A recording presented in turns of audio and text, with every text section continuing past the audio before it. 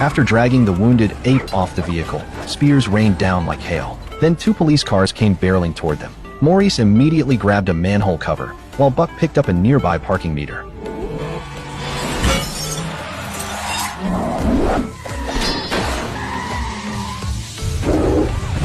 And so, Ceasar led his legion onto a streetcar heading for the Golden Gate Bridge. But just as they were about to cross the bridge and reach the redwood forest, a fleet of police cars blocked their path.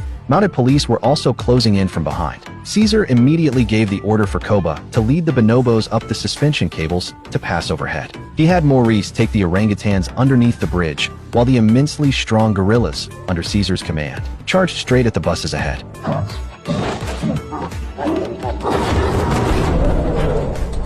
The guerrillas overturned the buses, using them as shields against police gunfire. They pushed them all the way to the barricade before stopping. Seeing this, the police ceased fire. Just then, a horse suddenly burst through the fog. Ceasar, crouched behind it, sprang upright.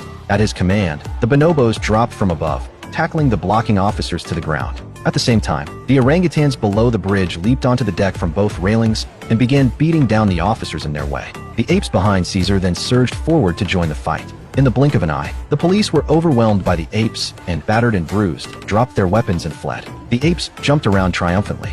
Ceasar! At that moment, a helicopter appeared above the bridge, indiscriminately firing at the apes below. Ceasar quickly took cover inside a car, grabbed a chain, and jumped out. He aimed carefully and hurled it at the gunner in the helicopter. The police chief in the co-pilot seat swiftly drew his sidearm and fired at Ceasar. Without hesitation, Buck shoved Ceasar out of the way, shielding him with his body as he leaped toward the helicopter.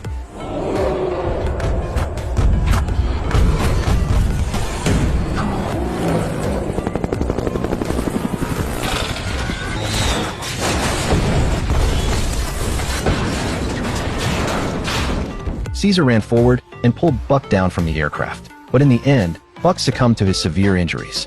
Just then, someone in the helicopter cried out for help. Ceasar walked up angrily to look. It was the very man responsible for all of this.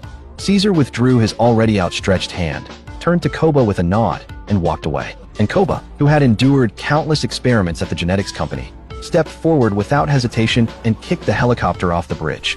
Finally, Ceasar led the apes across the bridge toward the redwood forest.